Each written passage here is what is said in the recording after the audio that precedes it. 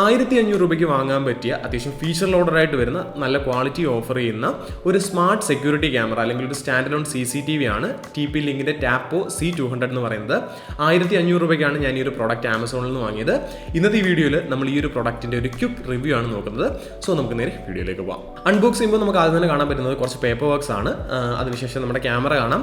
ബോക്സിൽ ബാക്കി എന്തൊക്കെയുണ്ടെന്ന് നോക്കിയിട്ട് നമുക്ക് ക്യാമറയുടെ കൂടുതൽ ഡീറ്റെയിൽസിലേക്ക് കടക്കാം. അതുപോലെ ഒരു 9 വോൾട്ട് 0.6 ആംപിയറിന്റെ ഒരു AC to DC അഡാപ്റ്റർ വരുന്നുണ്ട്. 9 വോൾട്ട് 9 വോൾട്ടിലാണ് നമ്മുടെ ഈ ഒരു ക്യാമറ പ്രവർത്തിക്കുന്നത്. അതുപോലെ ഈ ഒരു ക്യാമറ അറ്റാച്ച് ചെയ്യാനുള്ള മൗണ്ട് നമുക്ക് കാണാൻ പറ്റും. മൗണ്ടിന്റെ മെക്കാനിസം സിമ്പിൾ ആണ്, പക്ഷേ ഇത് അറ്റാച്ച് ചെയ്യാൻ കുറച്ച് നമ്മൾ ബുദ്ധിമുട്ടും. അത് ആ ഒരു സ്ലോട്ടിലോട്ട് വീഴാൻ ചെറിയൊരു പ്രയാസമുണ്ട്. പൊതുവേ ഈ ടൈപ്പുള്ള എല്ലാ ക്യാമറാസിലും നമ്മൾ കണ്ടുവരുന്നൊരു പ്രശ്നം തന്നെയാണ് ആ ഒരു അറ്റാച്ച് ആവാനുള്ള ഒരു ബുദ്ധിമുട്ടെന്ന് പറയുന്നത്. അതുപോലെ ഇതിന് സ്യൂട്ടായിട്ടുള്ള 2 സ്ക്രൂവും അതിന് ഗ്രിപ്സും പ്രൊവൈഡ് ചെയ്തിട്ടുണ്ട്. പിന്നെ ഇതിന്റെ സ്ക്രൂവിന്റെ പൊസിഷൻ മാർക്ക് ചെയ്യാൻ വേണ്ടി അവർ ടെംപ്ലേറ്റ് കൊടുത്തിട്ടുണ്ട്.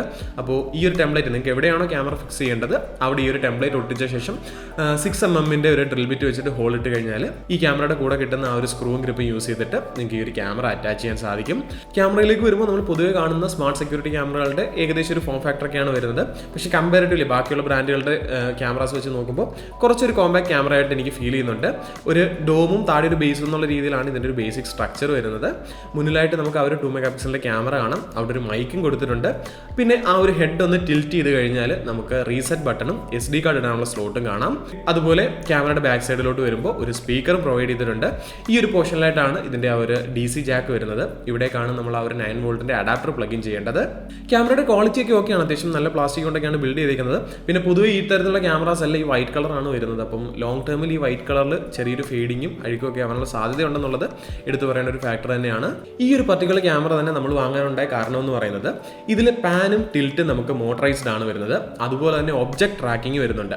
അതായത് നിങ്ങൾ ഈ ക്യാമറ ഓൺ ആക്കി അല്ലെങ്കിൽ നിങ്ങൾ ഈ ക്യാമറ സ്ഥാപിച്ച് കഴിയുമ്പോൾ ഏതെങ്കിലും മൂവിങ് ഒബ്ജക്റ്റ് വരികയാണെങ്കിൽ ആ ഒരു മൂവിങ് ഒബ്ജക്റ്റിന്റെ മോഷൻ അനുസരിച്ചിട്ട് നമ്മുടെ ക്യാമറയുടെ പൊസിഷൻ മാറുന്നതാണ്.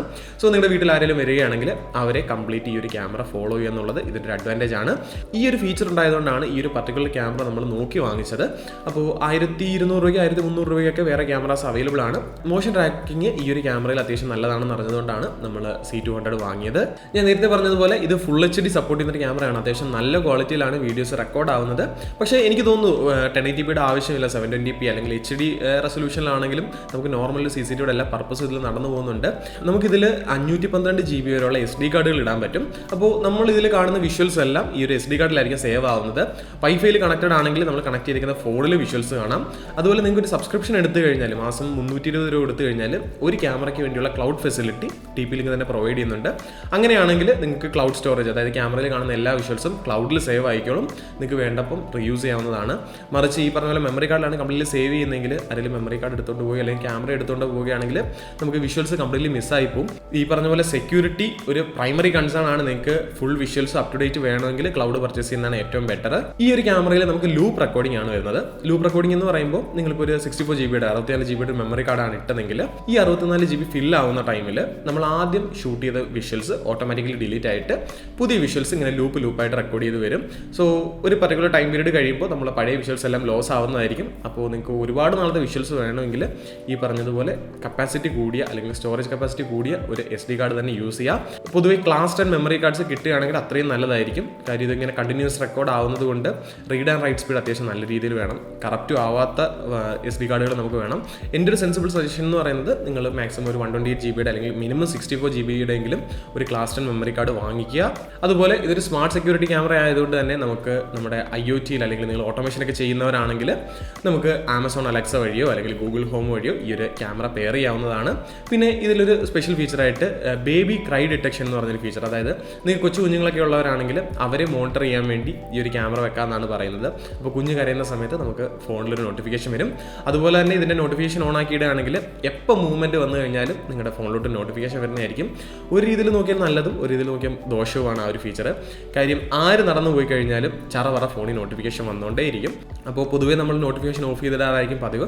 പിന്നെ നമ്മൾ വീഡിയോ വിഷ്വൽസ് എടുത്ത് നോക്കുമ്പോഴും എവിടെയൊക്കെ മൂവ്മെൻറ്റ് വന്നിട്ടുണ്ടോ ആ മൂവ്മെൻറ്റ് എല്ലാം നമുക്ക് ഹൈലൈറ്റ് ചെയ്ത് കാണാൻ പറ്റും. അതൊരു നല്ല കാര്യമായിട്ട് എനിക്ക് തോന്നി. ഈ ഒരു ക്യാമറയിൽ നമുക്ക് 2-way ഓഡിയോ അവൈലബിൾ ആണ്. വിച്ച് മീൻസ് ഇപ്പോൾ നമ്മുടെ വീഡിയോ റെക്കോർഡ് ആവുന്നതിനോടൊപ്പം തന്നെ ഓഡിയോയും റെക്കോർഡ് ചെയ്യുന്നതാണ്.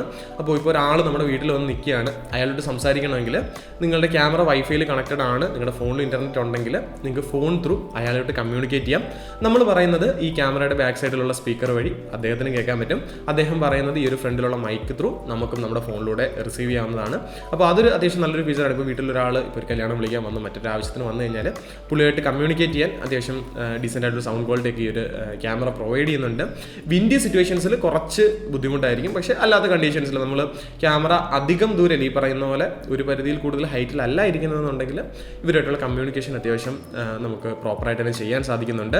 ഈ ഒരു ക്യാമറയുടെ എല്ലാ സെറ്റപ്പ് ചെയ്യുന്നതും ഇതിൻ്റെ ബാക്കിയുള്ള ഫീച്ചേഴ്സ് എനേബിൾ ചെയ്യുന്നതും നമ്മൾ ഇതിൻ്റെ വിഷ്വൽസ് ആക്സസ് ചെയ്യുന്നതൊക്കെ ടാപ്പ് എന്ന് പറയുന്ന ആപ്പിലാണ്. അവിടെ കയറി അക്കൗണ്ട് ക്രിയേറ്റ് ചെയ്തിട്ട് നമ്മുടെ ക്യാമറ ആഡ് ചെയ്ത് കഴിഞ്ഞാൽ നമുക്ക് കംപ്ലീറ്റ് വിഷ്വൽസ് നമ്മുടെ ഫോണിൽ കിട്ടുന്നതാണ്. അപ്പോൾ വീട്ടിൽ വൈഫൈ ഉള്ളവർക്കായിരിക്കും ഈ ഒരു ക്യാമറ കൂടുതൽ ബെനിഫിഷ്യൽ ആവുന്നത്. കാര്യം വൈഫൈ ഉണ്ടെങ്കിൽ മാത്രമാണ് ഇതിൻ്റെ ഒരു കംപ്ലീറ്റ് ഫീച്ചേഴ്സ് നമുക്ക് എനേബിൾ ചെയ്യാൻ പറ്റുന്നത്. ഇപ്പോൾ നിങ്ങളൊരു കംപ്ലീറ്റ് സെക്യൂരിറ്റി സൊല്യൂഷൻ നോക്കുന്ന ഒരാളാണെങ്കിൽ നമുക്ക് ഒറ്റ ക്യാമറ കൊണ്ടൊന്നും ആവില്ല. മിനിമം ഒരു 3 അല്ലെങ്കിൽ 4 ക്യാമറയെങ്കിലും വേണ്ടി വരും.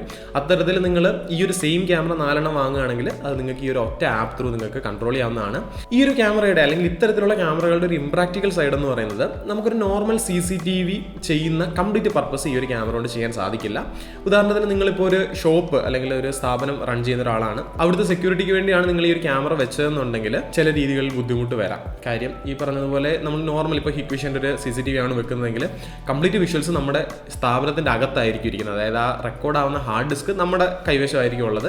മറിച്ച് ഈ ക്യാമറയിലാണെങ്കിൽ ക്യാമറയിൽ തന്നെയാണ് മെമ്മറി കാർഡ് കിടക്കുന്നത്. സോ ക്യാമറ എടുത്തുകൊണ്ട് പോയി കഴിഞ്ഞാൽ വിഷ്വൽസും അവരുടെ കൂടെ പോകുന്നതാണ്. അല്ലെങ്കിൽ പക്ഷേ ഈ പറഞ്ഞ പോലെ ക്ലൗഡ് സബ്സ്ക്രിപ്ഷൻ എടുക്കണം. ഈ പറഞ്ഞ പോലെ സബ്സ്ക്രിപ്ഷൻ മന്ത്ലി പേ ചെയ്യുന്നതിനേക്കാൾ എനിക്ക് ബെറ്റർ ആയിട്ട് തോന്നിയത് ആദ്യം ഒരു ഇനിഷ്യൽ ഇൻവെസ്റ്റ്മെൻറ്റ് നടത്തിയിട്ട് ഈ പറഞ്ഞ പോലെ ഒരു നോർമൽ കൺവെൻഷണൽ CCTV തന്നെ വാങ്ങിച്ചു വെക്കുന്നതാണ്. അതാണ് ഈ ഒരു പ്രോഡക്റ്റിൻ്റെ ഒരു ഇൻകൺവീനിയൻസ് എന്ന് പറയുന്നത്. മറിച്ച് ഇപ്പോൾ നിങ്ങൾക്കൊരു ബേസിക് സെക്യൂരിറ്റി ആണ് വേണ്ടത്, ഒരു സിംഗിൾ ക്യാമറയുടെ യൂസ് ഒക്കെ ഉള്ളെങ്കിൽ, ഒരു വീടൊക്കെയാണ്, വേറെ ബുദ്ധിമുട്ടൊന്നും ഇല്ലാത്ത ഏരിയ ഒക്കെയാണ്, റിസ്ക് ഇല്ലാത്ത ഏരിയ ആണെങ്കിൽ ഡെഫിനറ്റ്ലി ഈ ഒരു ക്യാമറ ഹെൽപ്ഫുൾ ആണ്. ഈ ഒരു ബഡ്ജറ്റിലൊന്നും നമുക്ക് നോർമൽ CCTV സെറ്റ് ചെയ്യാൻ പറ്റില്ല. ഇനി ഈവൻ ജനറിക് ബ്രാൻഡ്സ് പോലും ആണെങ്കിൽ CCTV എല്ലാം ചെയ്ത് വരുമ്പോഴത്തേക്ക് ഒരു 8,000 രൂപ ഏറ്റവും മിനിമം, ഇൻസ്റ്റലേഷൻ ഇല്ലാതെ തന്നെ 8,000 രൂപയാവും. അല്ലാത്ത പക്ഷേ ഒരു 12,000 13,000 രൂപ മുതൽ മുകളിലേക്ക് പോകാം. അപ്പോൾ അങ്ങനെ ആ ഒരു ആസ്പെക്റ്റിൽ നോക്കുമ്പോൾ അത്യാവശ്യം നല്ലതായിട്ടൊരു പ്രൊഡക്റ്റാണിത്. 1,500 രൂപയ്ക്ക് എനിക്ക് വർത്തായിട്ട് തോന്നി. കാര്യം ഇതുവരെ ആപ്പിൽ കണക്ടിവിറ്റി ഇഷ്യൂസ് ഒന്നും എനിക്ക് ഇതുവരെ ഫേസ് ചെയ്തിട്ടില്ല. എല്ലാം അപ് ടു ഡേറ്റ് ആണ്. ഈ പറഞ്ഞതുപോലെ നമ്മൾ ക്യാമറ ഓൺ ആക്കി വിത്തിൻ 30 സെക്കൻഡ്സ് ക്യാമറ ബൂട്ടായി വരുന്നുണ്ട്. വൈഫൈയിൽ കണക്റ്റഡ് ആണ്. വൈഫൈ എനേബിൾഡ് ആണെങ്കിൽ നമുക്ക് റിയൽ ടൈം ആയിട്ട് വിഷ്വൽസും വരുന്നുണ്ട്. പിന്നെ ഒബ്ജക്ട് ട്രാക്കിംഗ് എനിക്ക് അത്യാവശ്യം നല്ലതാണ്. മൂവ്മെൻ്റ് എല്ലാം പക്കയാണ്. ഇതുവരെ പ്രശ്നങ്ങളൊന്നും ഫേസ് ചെയ്തിട്ടില്ല. ഞാൻ മറ്റ് 2-3 ബ്രാൻഡുകളുടെ ക്യാമറ ഞാൻ ഓൾറെഡി യൂസ് ചെയ്തിട്ടുണ്ടായിരുന്നു. അതിലെല്ലാം ഈ പറഞ്ഞ പോലെ ആപ്പിൽ കുറേ ബഗ്ഗുകളും കണക്ടിവിറ്റി ഇഷ്യൂസ് എല്ലാം ഇടയ്ക്കിടയ്ക്ക് വരാറുണ്ടായിരുന്നു. ഞാൻ ബ്രാൻഡിൻ്റെ പേരെടുത്ത് പറയുന്നില്ല. അപ്പോൾ അങ്ങനെ വെച്ച് നോക്കുമ്പോൾ ഇതിൽ എനിക്ക് ഫേസ് ചെയ്ത ഇഷ്യൂസ് എന്ന് പറഞ്ഞാൽ വളരെ മിനിമലാണ്. So definitely വർത്താണ്. എനിക്ക് ഈ പ്രൊഡക്റ്റ് വാങ്ങിയതുകൊണ്ട് ഇതുവരെ ദോഷങ്ങളൊന്നും ഉണ്ടായിട്ടില്ല. എന്തായാലും ആഫ്റ്റർ 1 ഇയർ ഇതിൻ്റെ ഒരു ഡീറ്റെയിൽഡ് ഒരു യൂസർ റിവ്യൂ നമുക്ക് അപ്പോൾ പബ്ലിഷ് ചെയ്യാം. ആഫ്റ്റർ 1 ഇയർ ഇതിൻ്റെ എക്സ്പീരിയൻസ് എങ്ങനെയാണ്, അല്ലെങ്കിൽ ഞാൻ ഈ വീഡിയോയുടെ കമൻറ്റ് സെക്ഷനിൽ എന്തെങ്കിലും ഈ പ്രോഡക്റ്റിന് പ്രശ്നം വന്നു കഴിഞ്ഞാൽ ഞാൻ ഇതിൻ്റെ കമൻറ്റ് സെക്ഷനിൽ അപ്ഡേറ്റ് ചെയ്യാം. സോ നിങ്ങൾക്ക് ചെക്കൗട്ട് ചെയ്യാവുന്നതാണ്.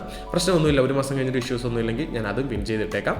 സോ ഈ ഒരു പ്രോഡക്റ്റിൻ്റെ കംപ്ലീറ്റ് അപ്ഡേറ്റ് നമ്മുടെ പിൻഡ് കമൻറ്റ് നോക്കിക്കഴിഞ്ഞാൽ നിങ്ങൾക്ക് അറിയാൻ സാധിക്കും. സോ വീഡിയോ നമ്മളോട് വൈൻഡപ്പ് ചെയ്യാണ്. വീഡിയോ തീർച്ചയായിട്ടും നിങ്ങൾക്ക് ഇൻഫോർമേറ്റീവായി ഇഷ്ടപ്പെടുമെന്ന് വിശ്വസിക്കുന്നു. എപ്പോഴും പറയുന്ന പോലെ വീഡിയോ ഇഷ്ടപ്പെട്ടാൽ ഡെഫിനറ്റ്ലി വീഡിയോ ലൈക്ക് ചെയ്യുക, നിങ്ങളുടെ മാക്സിമം ഫ്രണ്ട്സോട് വീഡിയോ ഷെയർ ചെയ്യുക, ചാനൽ തീരെ സബ്സ്ക്രൈബ് ചെയ്തില്ലെങ്കിൽ ചാനൽ സബ്സ്ക്രൈബ് ചെയ്യുക. സോ മറ്റു വീഡിയോ നമുക്ക് അടുത്ത ദിവസം കാണാം. അതുവരെ ബൈ.